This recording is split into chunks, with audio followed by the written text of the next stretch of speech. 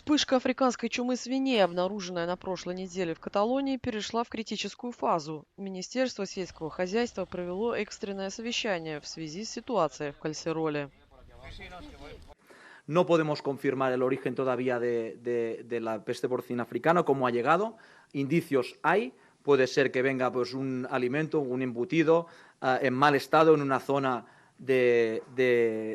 donde pasan muchos camiones y áreas de servicio. Por lo tanto, es una opción. Еврокомиссия направила в Каталонию группу специализированных ветеринаров. На данный момент обнаружено 14 мертвых кабанов. За последние 30 лет в Испании не было зарегистрировано ни одного случая африканской чумы свиней. Каталония ежегодно экспортирует свинину на сумму около 3 миллиардов евро. Китай уже временно приостановил импорт свинины с десятка предприятий.